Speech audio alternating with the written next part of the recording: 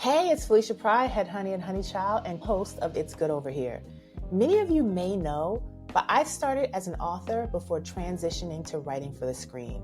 And all my life, I wanted to write romance, which I've been able to do in my film and TV career. Shout out to Really Love and Tender and Look Back at It in Bel Air. But I never got a chance to do so as an author until now.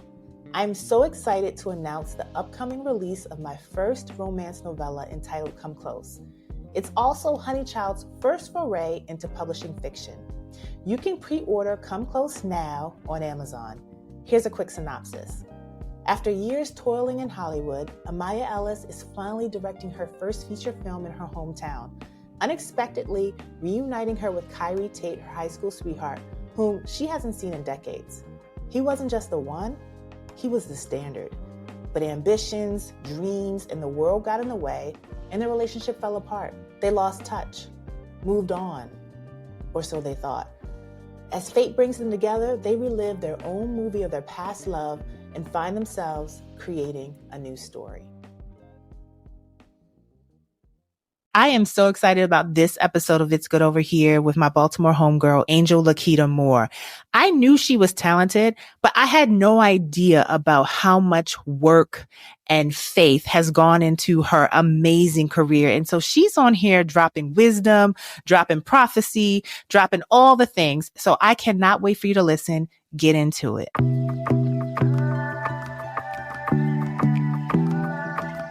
Welcome, honeys in training, and all of those who love us. I'm Felicia Pride, writer, filmmaker, and founder of media and production company Honey Chile, where we tell stories that speak to Black women of a certain age with love. And you are tuning into one of our things, It's Good Over Here. It's Good Over Here is your ticket to the delicious adventures in Honeyland. It's a celebration of how good it can get on the other side of 40 across career, life, and love. In each episode, we offer inspiration and insight on aging boldly because, honey, it is good over here.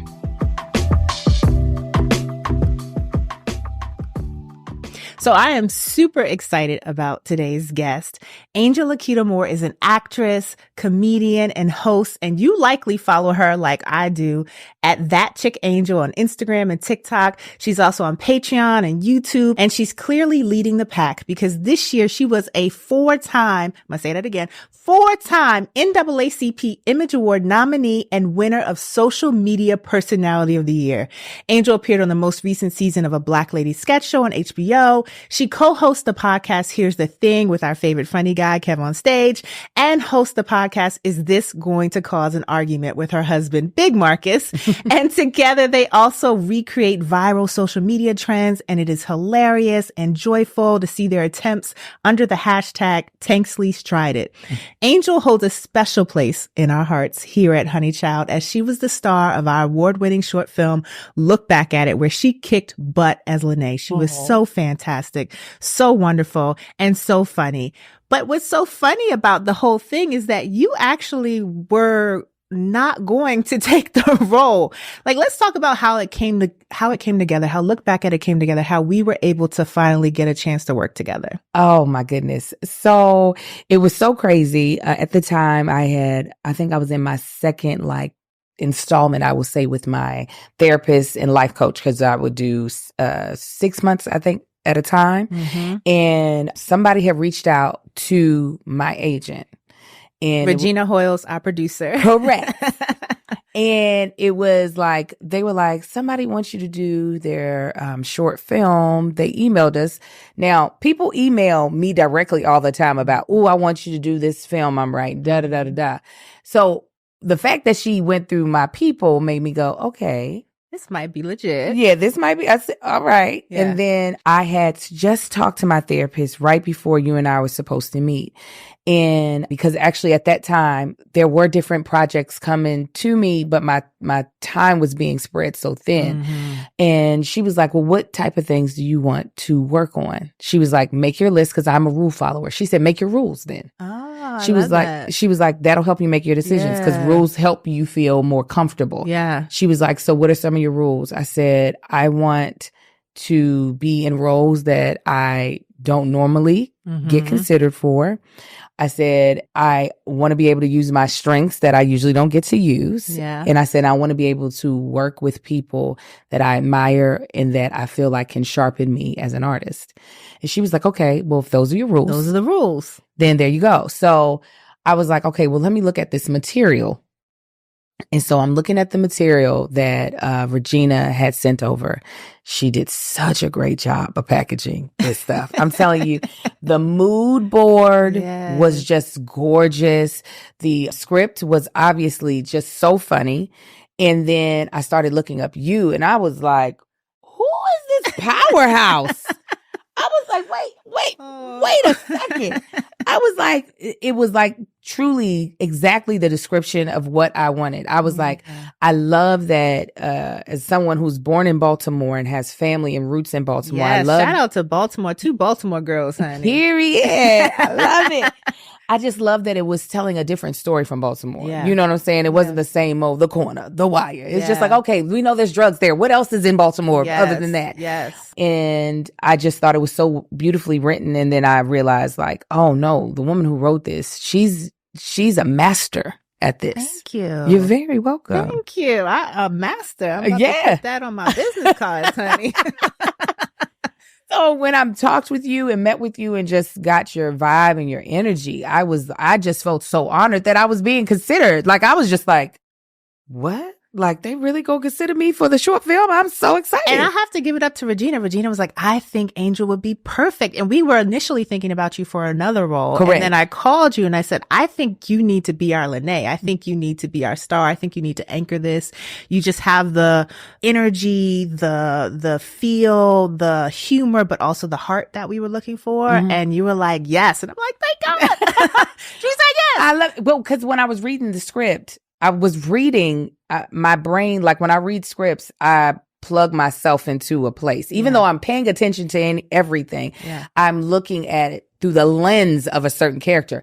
I was accidentally looking at it through the lens of Lanae. Oh, I love that. And so when you were like, so we're looking at you for her best friend, I was like, oh, girl, you better go back and read it again and pay attention to it the correct way. So then when you came back to me, I was like, this was always meant to be. It was. And what I love about that is I've been recently like really tapping into being like a creator, a co-creator with God of like my life. Yes. And it sounds like you were completely tapped into that. That is quite literally the fact that you said that is what me and my therapist call it. Yes. It is, she's always like, with me writing my own rules, with me writing the script to my life. She was like, and she knows that I'm a very spiritual woman and I pray and I wait for God to actually download what I'm supposed to do. She was like, you two are the co-authors of this. Because I do believe that my actions do determine a lot of the things that happens in life, while also there are situations and scenarios that he sets up for me to walk into. Absolutely. So yeah. And you walked into that, honey, head held high. You was ready. And just like really inspired me as an artist. So I want to talk about your journey a little bit because you've been at this for you have put in the work. You put in the time and the work. So talk about, you know, we've talked about a little bit, but your journey, you were very clear. I'm going to come to LA and I'm going to be a star. Can you talk a little bit about like that declaration and how you've been able to manifest that in your life? You know what? This started in Baltimore as a 5-year-old girl. That's where it starts. That's where it all begins. where it all begins in a row house. Okay. Yes. I was watching The Cosby Show and I was looking at Keisha, who played Rudy, and I was like, oh no, that's what I want to do. Wasn't she everybody? Like, I feel like Keisha was like all of us at that age. Yes. Like, you saw yourself in Rudy so much. I mean, it was crazy seeing this brown girl. Just like, I was like, this, you represent me. And not only that, you're showing me something that I don't know if I knew really. Like, yeah, I remember even though the Good Times actually aired before I was born, seeing episodes, Janet Jackson wasn't who I wasn't tapping into Penny the way I was tapping in to Rudy. Yeah. I was like, this is what I want to do. That path did not change at all for me. At all. At one point in time, I thought about majoring in something else in college just as like kind of like a fallback. But like I knew this is the path I'm supposed to be on. I'm going to be an actress. So I graduated from undergrad and I was still in Kentucky, and I knew I will not die here. This is what I'm not going to do, because my family had moved to Kentucky when I was younger. And I was like, my mother was like, you remember when you were younger, you used to always say you're going to move to California. Yeah. You're going to move to California. So on a whim, I decided to audition for grad school so I can get my master's in acting, because I had went to New York and did the New York Fringe Festival. Okay. And I got to work with seasoned actors. Yeah. And I was like, I noticed a difference between what I can do and what y'all can do. And I want to be able to do. So I need to close the gap. Correct. Yeah. I was like, sometimes I can rise to the occasion of where y'all are, but I can't consistently. Yeah. I want to be able to, on my worst day, still give what I'm supposed to give. Yes. And so I was like, I need to go to grad school because I don't have enough training. I'm very much so like, I don't want to show up saying I can do something if I can't do it. We are kindred spirits. Right? We are kindred spirits. Like, I'm like, I'm still in classes. Correct. Honey. Yes. Okay. Yes. I love a good class. Yes. So lo and behold, really wasn't even as prepared as I should have been for the graduate school auditions. Got into UC Irvine. Amazing. I don't know how. The man was like, I didn't even have a real callback. They called me back. He said, I know all the schools are looking at you, so I'm not even going to make you do your scenes again. Little did he know, maybe 3 schools were looking at me. 3 is enough.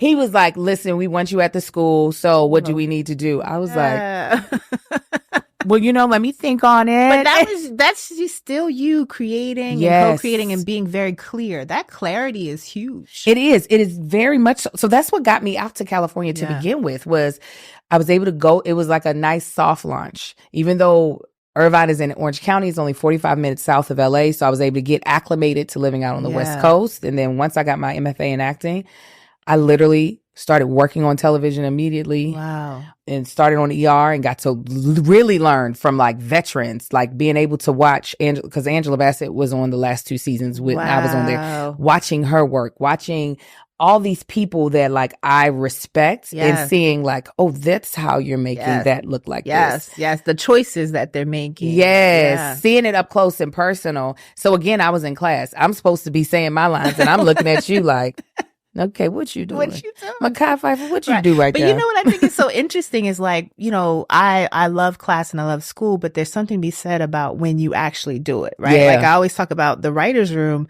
We don't, as writers, learn long form storytelling until we get into a room, because we're only writing pilots up until that point. We're not writing episode 7 and tracking a story across 7 episodes or 7 seasons or 18 seasons if you're on ER, right? Yeah. We're not doing that. So the class often still happens like in the professional sphere. Yeah. And I'm like, I'm getting paid to be in this class right now. I love it. I love it. Yeah. It was definitely like because obviously when you're in most graduate programs, you're learning acting for the stage. Yeah.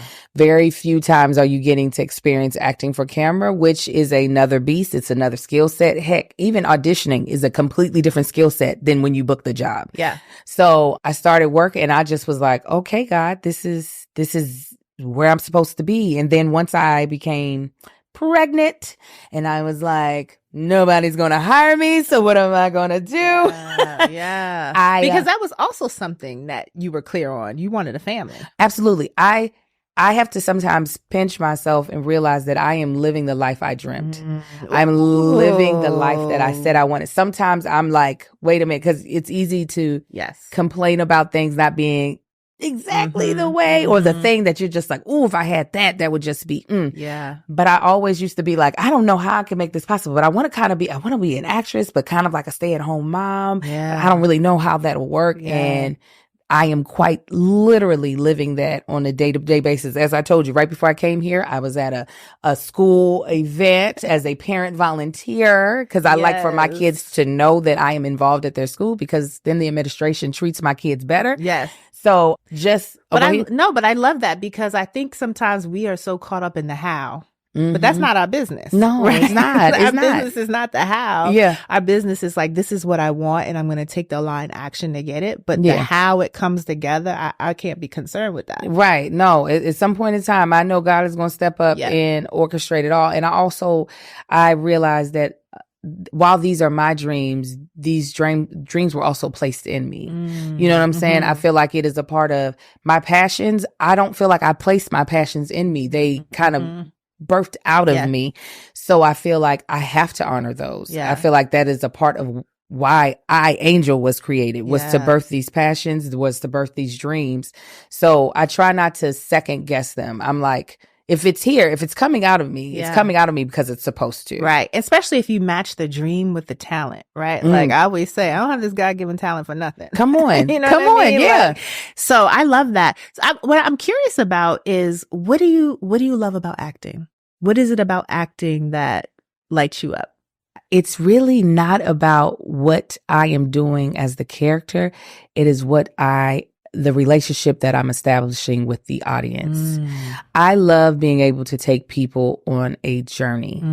I love being able to make people feel. This is probably one of the reasons why I ended up doing stand-up for as long as I did. I was a stand-up comedian for about 13 years before I retired. I was like, I'm good. I don't need to do this again.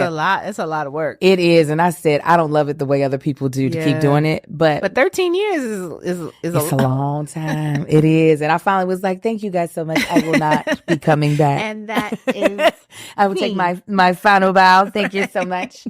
But I like being able to make people feel things based off of what I'm doing. I like being able to, no, don't get me wrong. I do love being able to be a chameleon. I don't necessarily get to do that often. I did with a Black Lady sketch show, but most of the time for television and film, I'm trying to figure out where me and the character, where we have overlaps. And then I allow some of their nuances to also pop out. But I do love when I get the opportunity to make myself unrecognizable in my behaviors and my voice and all that. But for the most part, it's about being able to be a vehicle to take the audience somewhere they were not at. I love that. And I love the priority of audience. Like that is, for me as a writer and a filmmaker, is so important. Is like, I'm very clear that I make for an audience, you know, and that means that I have to show up. That means I have to have a certain level of responsibility, because I want to be my best for this audience. So I love that. Yeah. I mean, if that, because it then becomes kind of masturbatory. While that can be fun for you, I'm not going to always make somebody suffer through, I enjoy this. Okay, but you asking people to watch it. You are asking people for their time. Yeah. And in this day and age, I'm like, time is a huge currency. It is. Yes, it is. Yes. I'm like, cut this movie by 30 minutes. Ma'am, listen, there have been several plays that I've seen when we get into the second act, and I'm like, who was this for? Yeah. But who is this for? That is the thing. Because, at Honey Child, we are very specific that we speak to a certain audience, right? That is our target audience. And of course, we're so grateful for others that come in. But the who is there for is so interesting, because people are scared to be specific about who they make for. Yes. I think sometimes when you talk about currency, we feel like, well, the bigger we can make our audience, the more currency we can bring in. But you aren't able to then serve in any audience very well. Exactly. You're going to, unfortunately, for the most part, kind of put out something more mediocre than what you could. It's just like me and my husband, we, for the first time, experienced what 5-star service was like. We had never experienced that. And what it is truly is the specificity of a curated experience based off of who we are. Yes. And you cannot do that if you're trying to serve everybody. Well, first of all, I think everybody should have the opportunity to have 5-star experience, because it is on a different level. But I love that way that you talk about the specificity, because that's where, the universality to me is in the specificity. When we talk about storytelling and whatnot, when you can get super specific. Okay, this family may not look like me, but I feel the themes that are coming out here of jealousy. I feel the themes of feeling like I'm overlooked. Like, those themes come out when you have the specificity of it. So I love that. But you are an expert in audience. Let's talk about your relationship with your audience, right? How did you get into becoming a creator, and how did you find your voice in that?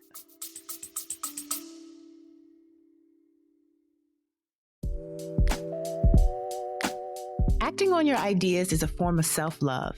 And when I decided to write the Creative Comeback Workbook and Journal, it was with you in mind. Storytellers with stories inside of you that you need to get out into the world. But life, fear, uncertainty has a way of leaving us stuck. But no more. It's time to reclaim our creative practice and get unstuck. The Creative Comeback Workbook and Journal can help you get back on creative track. 30 days of dynamic prompts, exercises to stimulate creativity, alongside motivational quotes, journal pages, and more. If you're ready to create again, get your copy of the Creative Comeback Workbook and Journal today at creativecomeback.com. That's creativecomeback.com. Because it's never too late to become the artist you always wanted to be.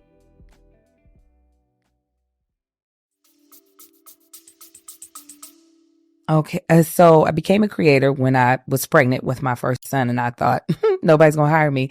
My good friend Brisha Webb, another Baltimorean, she was just fantastic actress as well. Yes, funny girl, as well as got so much dramatic depth as well.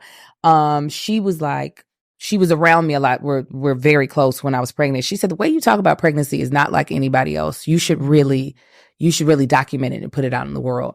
And I unlike you, my love, I am not a writer. So I said, I am not putting out no blog. I was like, these people will get 5-word sentences and it would be over. They would get like 2 sentences at most. But shout out to our friends who recognize gifts and talents and skills and new income streams. Okay. Amen and amen. Because truly it has been a blessing. Yes. So I started making videos of like what my pregnancies have been like. Those were what all my first videos And was were it on about. Instagram? What platform were you on? YouTube. Okay. I don't think Instagram existed yet. That's what I say. It probably was okay. Yeah, because this was 2009. Wow. Oh, 2008 actually, I think I started. And I was I was 9. And I was because this is my 15th year of being a content creator. Wow. So I was just putting out videos, and then after I had the baby, my husband was like, because he didn't know what the heck abyss I was putting my stuff out in. Yeah. He was like, I don't want you putting our son online.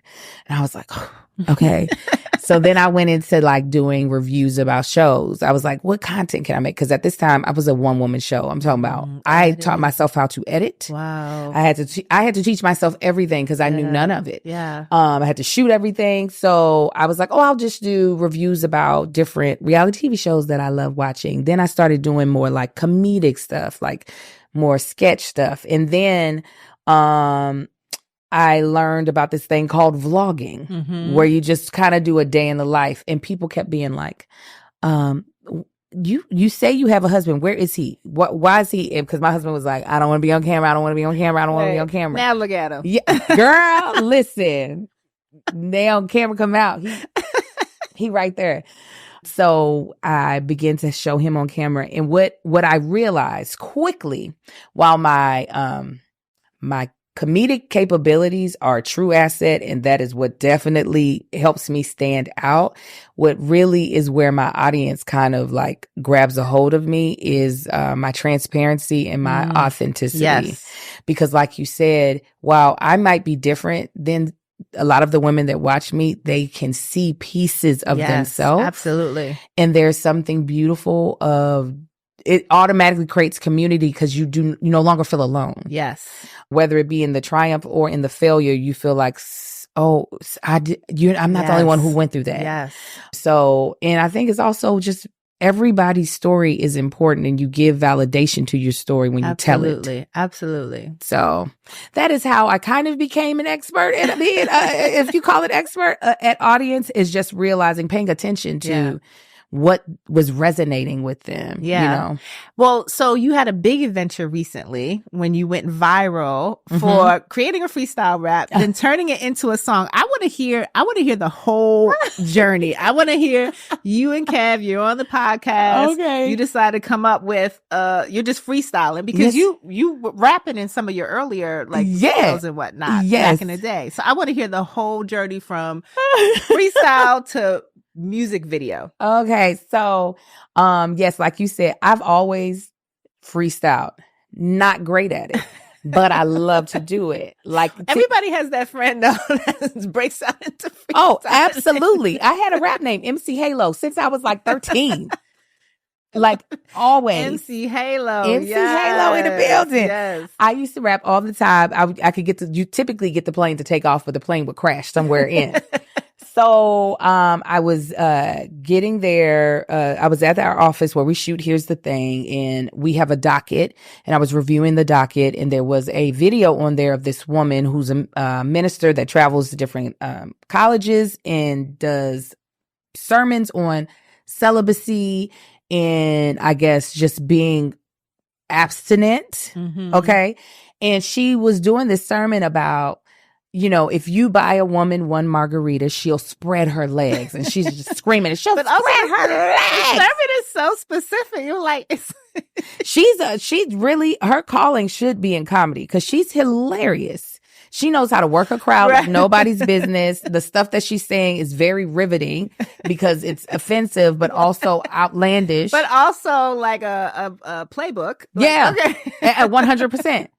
So she's doing this countdown of like all the terrible things that will happen if you give a woman a margarita. And I was just like, this actually sounds amazing. I was like, sounds like my side. Right, exactly. I was like, but listening to it, I was like, this would be better as like a trap song is quite literally what I thought as I was doing the looking over the docket. And I was like, oh, I should freestyle something. So when we start doing the show, like I could hear like what it should sound like in my head. And I was like, Kevin, give me a beat. And he was like, give you a beat? You about to do that? Because the thing is, me and Kevin break out in song all the time. Yeah. So he knew that like something was going to happen, but he didn't know what. And the fact that the plane took off and I landed the plane very smoothly, yes. I was like, okay, bitch, you did that. MC Halo showed up. And usually MC Halo, like when I got older, she used to have some shots first. But this time I was like, I'm fully sober. She was clear. Yes, very much so. So because I know social media well enough, I was like, let me clip this, put it online. Someone will put a beat behind it. Yeah. Like I already know. Yeah. So two young men, Carl Dixon, a.k.a. Casa D, and Steve Terrell, they work together as producers. They put a dope beat behind it and they could hear my cadence well. Because in my head, I was like, this is kind of like a New Orleans bounce. Yeah. And so that's what they put underneath it. I was like, oh, this is perfect. And so it was just getting bigger and bigger. And they hit me up and they were like, hey, what do you think about turning this into a song? And now, did you have a dream at one point to do a rap song, a whole song? Girl, I used to be in R&B singing groups, girl. What are you talking about?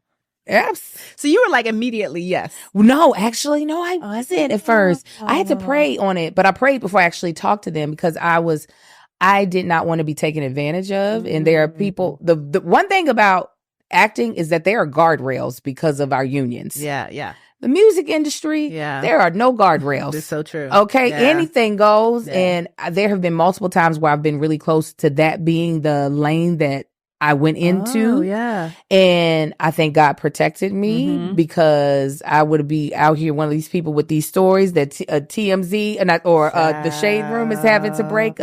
Angel finally tell all of the things that they tried to make her do. All this stuff. Right. So I was just like, okay, Lord, I don't want to be taken advantage of, but because actually they DM'd me. We would like to turn this into a song. What would you think? I went ahead and wrote the rest of the song.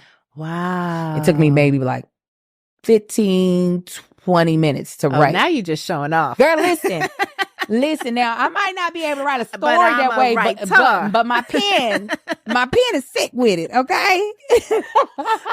So I love that. But it flowed out. It was so easy. I had a good pun in there. I was like, oh, this is fire. So we talked and their energy was so nice. Like I wasn't sure. I was like, oh my God, is this about to be some two grimy ass dudes? Right. They were just like, hey, so yeah, you know, and I was just like, oh, okay. Like this is energy that I can deal with. Yeah. And then we did the song, we put it out, and luckily with their knowledge and know-how with the music industry, I would not have known how to get it up on Apple Music or on Spotify. I mean, what I loved is like when our moment comes, will we be ready? Yeah. And you were ready. The way that you and the team capitalized upon that moment was just such so inspiring to watch, but also like a playbook. Y'all were up and ready fast. Yeah. No, we were not playing. They made the beat fast. I recorded it on this exact same mic in my room. I have mics like this in my room and recorded my stuff. They mixed it.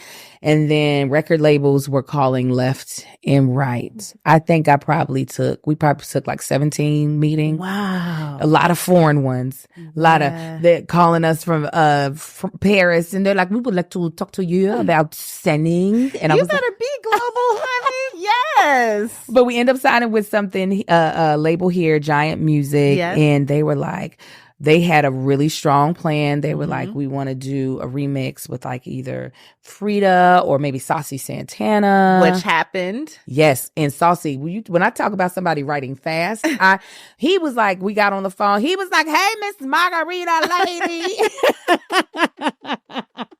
I love it. I was like, hey, how are you? And he was like, I love the song. He's like, that's the type of energy we on this summer. It's just having margaritas. You know what I'm saying? He was like, I would love to do it. And so he had his verse in by the next day. Wow. We flew him out. I was actually on vacation. We flew back in, shot it. They were like, Cindy Crawford. I was going to say, was it Cindy Crawford?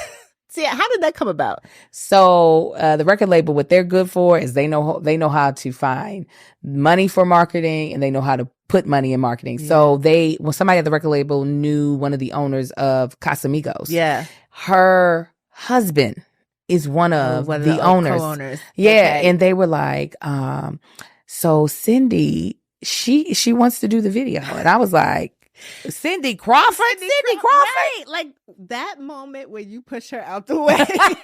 These to go down in history, honey. These to go down. I was so nervous. Did you think in acting school you were going to have the opportunity? Absolutely not. That's the vision that I did not have. I did not have the vision of basically T-boning this woman off of a bar. And she kept, because I was doing it light. I was like, ugh. And she was like, no, Angel, I really need you to knock me over. And I said, if y'all let me hurt Cindy Crawford, I'm fighting everybody up in here. Oh my gosh, what an experience. I love that so much. Thank you. I love that so much. It was insane. My sister, who was my sister right above me in age, she was beside me through the whole process. She's a judge. So anytime I had anything to sign, I was like, we're both going to read it together. And you can make sure I'm not signing away my life. Right. Every time something else would happen, she'd be like, what is your life? What is this? What like is your even life? Most recently with Maxwell singing it on his tiny desk, honey. Girl, it just does not stop. Yes. I was just like Maxwell, Maya Rudolph singing it. Yes. I was at a club in Vegas this past weekend. It just as a regular patron. I don't have no seats. I'm in the outside just dancing. It's this club called Dress, and they had pissed me off. They threw away my hand sanitizer. I was so ready to leave. I didn't even want to go in. Get another one. I hate that. You're like, this is the one I like, though. Yes. And it was like, these are the good ones that smell good. Your hands won't be sticky. The size I like. So there's like thousands of people in there, and we're just dancing. Then all of a sudden I heard, dun, dun, give me a Rita. I was like, like to know that in clubs in Vegas, and one of the guys who managed it, one of my homegirls ran into him. He was like, oh yeah, we play that every night. I love that so much. I said, it's a part of I love that so much. Yeah. So what's next on your music journey? I'm writing an EP right now that we're going to release at the end of the year. Amazing. And you just came out with a new single too. Yes. I just want to shake my something. I just really, when we talk about being a honey. Yes. I really wanted to write music from that perspective. And that's what we love. We love that. Because it's like, we like to party, but also we tired. Yes, we are tired. And these are the things, like, I love the rap girlies that are out right now. Can I relate to everything they're saying? Absolutely not. Yeah. I'm not scamming no dudes. I'm not. I wish I had in my 20s. I was I wish I had this playbook, but now I'm too old. Yeah, I'm too old. I got these kids at home, girl. I just came from PCA meeting. What are we talking about?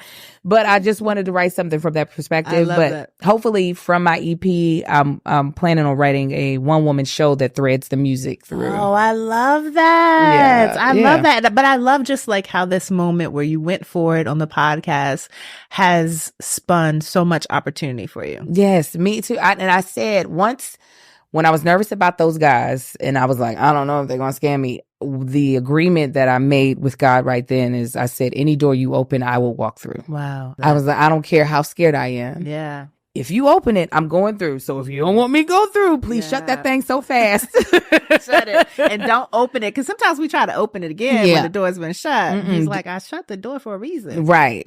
Yeah. So. I love that. So I think one of the things that people are probably curious about, including myself, how do you do all this? And you got 4 boys.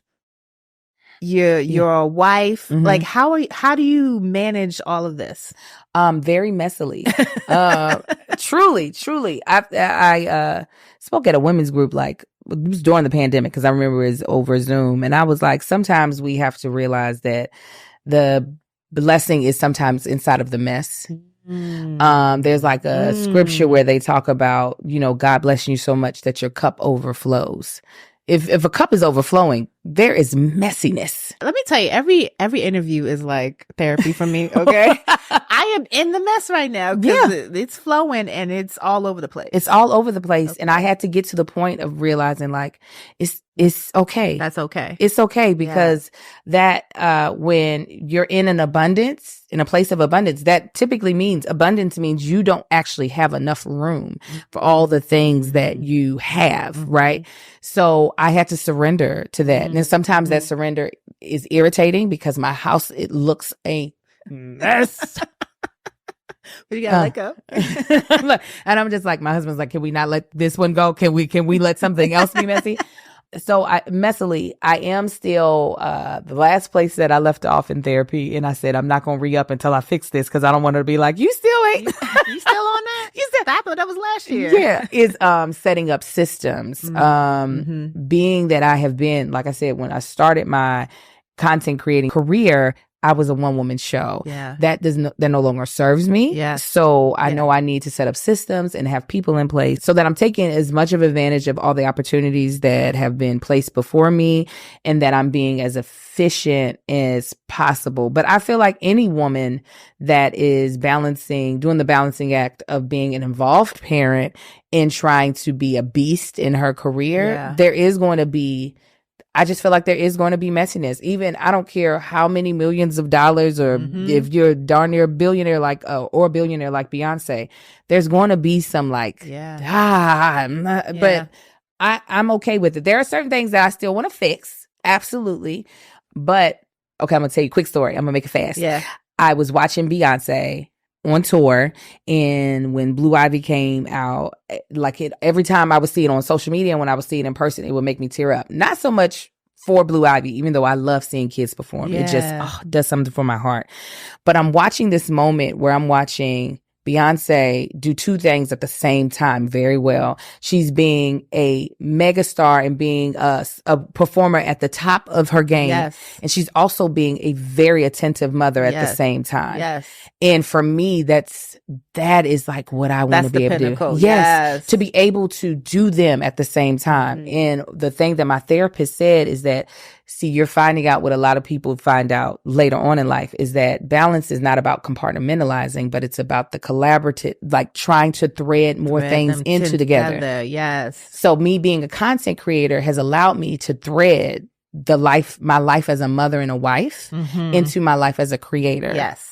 So that is also, I'm constantly looking for those opportunities of when can I bring along my family, my friends into this creative life that I've, created, so that I don't feel like I'm, I guess, neglecting one for the other. I love that, because I think sometimes the expectation is that they're supposed to be separate, right? Like that you're not supposed to bring the family into the art. Yeah. As artists. Speaking of which, you and Marcus, your husband, you have a podcast together. Correct. What is it like creating together? How did you finally get him on camera?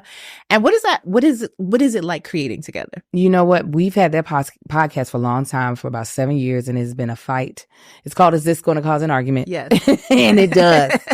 It does. Because it's hard for me sometimes to honor the place in which he comes from, which is not even though my husband is a creative in a different way, I have to realize that this is not what he had signed up for. Right. My husband was an electrician. Okay. Right, So right, he's like, right. you want me on camera.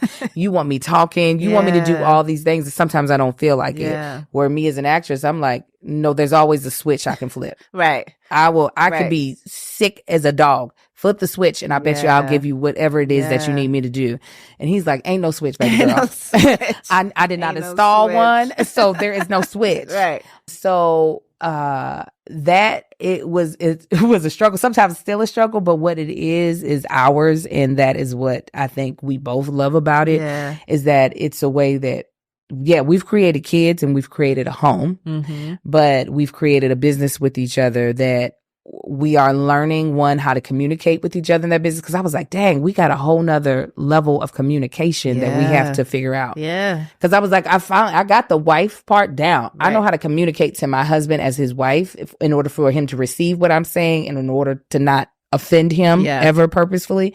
But now I got to figure out how to talk to you as as coworkers, and then also as your mentor, because I've been doing this longer, and there are certain questions you have that I'm the easiest person to answer. So it's like all these other layers. So I'm like, how do I talk to you as a mentor to let you know, don't do it that way, but not feel like your wife is, you know what I'm saying? So it is a constant learning curve, and I'm so glad I get to do this with him. I'm so glad my sons are watching us do this together too. And the fact that you guys were recognized with the NAACP nomination for the podcast. Talk about that moment of, because we reposted your video when you were, first of all, I loved all your videos around your nominations. Thank you. But when you were kind of like just the joy that you were experiencing, you kind of let us in that moment. Just talk about the 4 noms, that journey, and then winning Social Media Personality of the Year. Oh my goodness, today. I was mad how I found out about Social Media Influencer because Kevin texted it to me in the group and I didn't get to see it. Well, because unfortunately the NAACP Image Awards, their social media was not working correctly because we were supposed to be able to see it. And so I didn't know who was getting nominated, but I was like, I want to be able to see it. And they put it on thetheir website before they put it on their social media. Kevin went onto their website, saw it, screenshot it, and sent it to me. And I was like, I wanted the moment. I want to know it. And then, so more text messages were coming in, and my husband was like, oh, Here's the Thing was nominated. And I was like, oh, wow. I was like, I'm not surprised. We have a really strong podcast, strong audience. And so as I am driving, and I had submitted me and my husband's podcast, and I was just like, well, next year we'll try again. And then I realized, oh, we would be in a different category. So I said, let me go to that category and see. And I'm swiping. I see Michelle. I see Honey Chile. I see Black Tree. And then I see, is this going to cause an argument? And I literally almost got in a car accident. I jerked my car. I was like,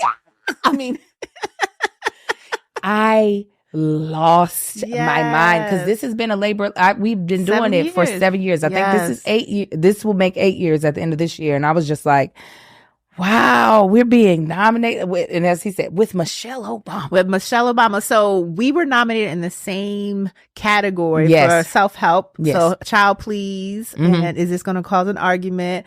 And we didn't lose to Miss Michelle, though. No, we didn't. We lost to Black Money Tree. Yes, we did. We didn't lose to Miss. We did. I was like, oh, Michelle got this. I was like, if not Michelle, Laverne, one of these Laverne two. Cox was in there too. Yes.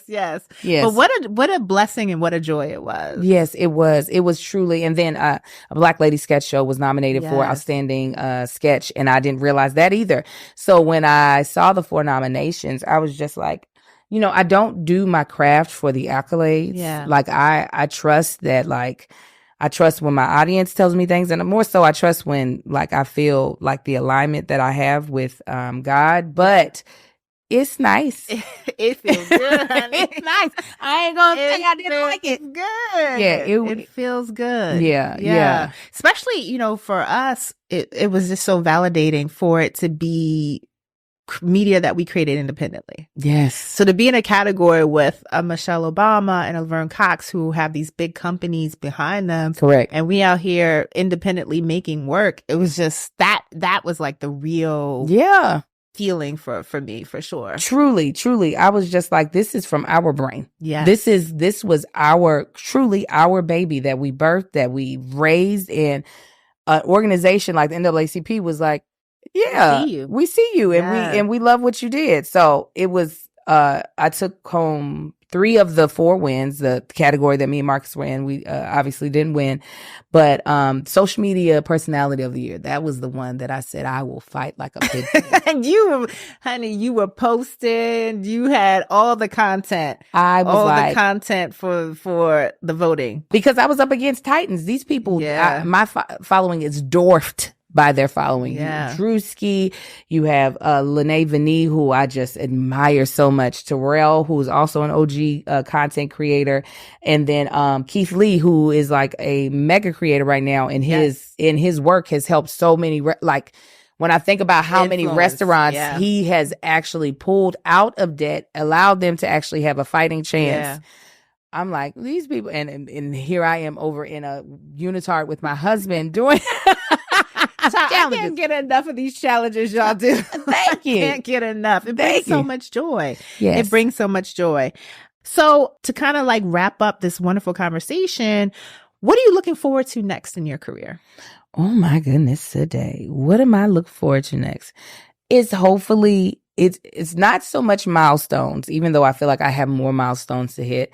It is getting the systems in place. I'm right there with you. Yeah, yes. I really want to feel like I was telling another young woman who is a content creator. Her name is Maddie James. Oh, yes. And I was just like, I said, I wanted you to know I admire how you run your business. It just looks like a well-oiled machine. She was like, girl, no, it's not. I said, no.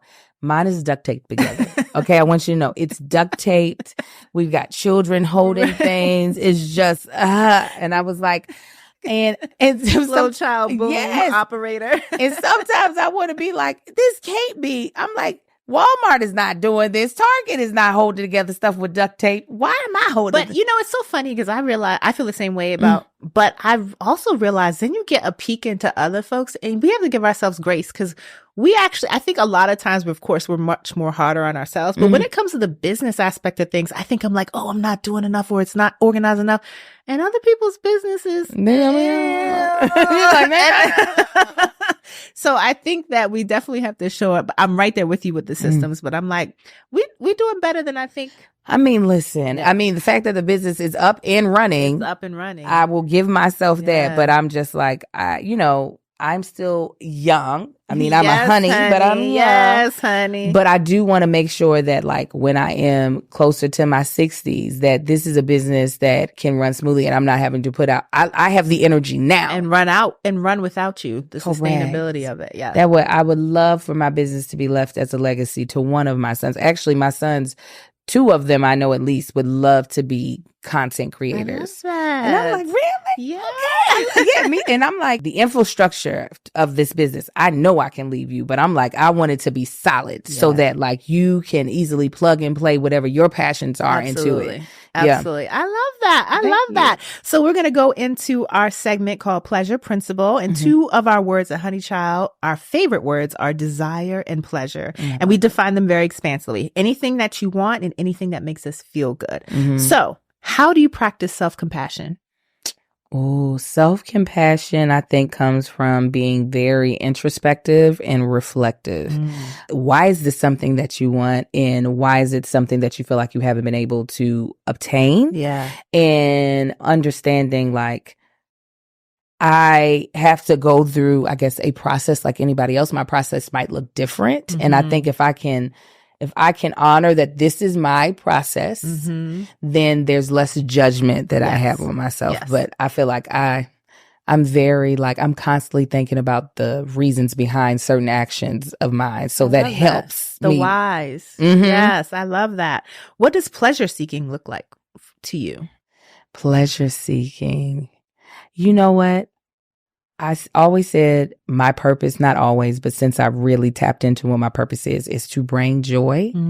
And so I think that also is a part of my desire is to be intoxicated with joy. Oh, okay. We love that. Yeah. I love that. Intoxicated with joy. Yeah. I think I'm a little tipsy with joy. I would love to be intoxicated. Yeah. Yes. That's awesome. I love that. And have you noticed your desires changing as you've been a honey?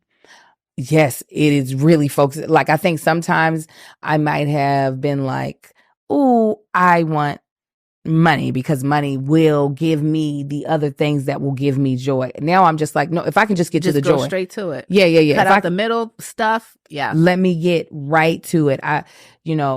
Unfortunately, I think the longer we're here on earth, the more we realize life is so fragile. So fragile. So I really am just intentional about get to the joy as quickly as possible. I understand joy is not really present without some pain, but when I tell you I ain't gonna sit in that pain long. Yes. I'm gonna be like, where's the joy at? Where's the joy? Mm-hmm. I love that.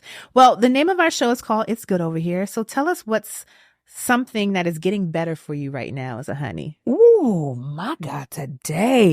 So many things. I always say, like, we were talking, I was just on a motherhood retreat. I started with 4 other women, a chapter of Mocha Moms in the San Fernando Valley. Oh, love that. And it's a support group for Black women, Black mothers. And we went from 5 to we have 200 members. Wow. Yeah. And so we were just in Vegas celebrating our 10 years. Yes. And somebody was like, I feel like I'm 27. That's what she said. I said, I don't feel like I'm 27. I definitely don't feel 27. Yeah. I said, and also, I don't want to feel like I'm 27. I said, because this 44-year-old woman is a baddie. Let me tell you, that's why I just feel like I'm getting better and better. That's the answer, is that it's me better over here. Yeah. I was like 27-year-old. She was cute. Like, she was trying. But she was a mess, honey. Yes. I said, this one over here, I'm so assured of myself. I know when I'm the expert. Yes. And I don't have to shy away from that. Yes. And I did not have that. Definitely not in my 30s. But can we talk? Just really quickly, for me, I always say that my 30s was even more mess than my 20s, because my 20s, I was allowing myself to be a mess. In my 30s, I was a mess, but was hating myself because I was a mess. Girl, all the pressure that was like, I need to have myself together versus giving myself grace and actually being honest about what I wanted and who I was. The 30s were, oof. I was so sad leaving my 20s to my 30s. When I was, my last day of being 29, I was just like, okay, 30s, here we come. When I was at 39, I said, 40, please, get over here. Over here. And it almost was like a light switch for me. 40, I was like, oh, I'm a new person. Like, yes. It just was so good. It has been the best. It's not the full decade. I'm only 44, but this has so far been the best decade of my life. Yes. I heard the 50s are amazing. That's why I said, that's why I kept telling somebody, I said, now, if y'all tell me the 50s are lit, I said, girl, you don't even have no idea. I'm about to act up. Idea. Act up. What do you swear by as a honey? It could be beauty, health, rituals, routines. What's something you swear by? I swear by baths. Ooh. Yeah, I think I know some people like, bath, that's sitting in your filth. Whatever you want to call it. Bath. I feel like, especially as a Black woman, there is something about our relationship as Black people with water. Yes. That should not be ignored. It's not just a cleanser, but it does purify the spirit. It is something just so relaxing in it. So I have a bath at least once a week. I feel like I haven't had a bath in a long time. So now I'm gonna hook that up. And then get all the cute little things. Get all the things. Yes. Okay. I luxuriate in it. I love it. And lastly, what would you tell your younger self? I jokingly always say, stop eating all them damn carbs. Is what let them go, girl. They are doing you no good. I would probably tell my 27-year-old, you are doing a great job. Oh, I love that. I would say that. I'll be like, you are really, you might be doing some dumb stuff, but you are the foundation of what's setting me up to live the wonderful life I'm living now. Oh, I love that. I love that. Well, we want to thank you so much. Thank you for having amazing. Me. I love hearing about your career and your life and your journey. It's been so amazing. Thank you. It was so amazing working with you on Look Back at It, which you can watch on YouTube. We're going to make sure we put the link in the notes, but it's been such a pleasure. And I'm just excited for you, honey. Like, I know there's just so much more to come. So I'm super, super excited for you. Where can the people find you? Where can they find you? Everywhere. Okay. I done started back up Snapchat. So God help me, Lord. I said, oh my God, another platform I gotta be on. But that's for more like day-to-day, behind-the-scenes type of stuff. I do a lot of the challenges, like you said, with my husband on both Instagram and TikTok at That Chick Angel and That Chick Angel TV. YouTube, you can find me and my husband's podcast along with vlogs with our family at That Chick Angel TV. And that's about, because I don't be over there on X, Twitter, whatever it's called. I don't. I love it. Well, thank you so much, Angel. It has been a pleasure. Thank you so much, Felicia. Thank you so much for joining us for today's episode of It's Good Over Here, a celebration of how good life can get on the other side of 40. This podcast is a Honey Child thing, so don't forget to follow us on Instagram, Threads, and TikTok at It's Honey Child. Visit our website at honey-child.com and subscribe to our bi-weekly newsletter, A Taste of Honey. And for bonus content and other exclusive honey dip stories, subscribe to our Pay What You Wish Patreon, The Honeycomb. Until next time, honeys, it's good over here. You coming?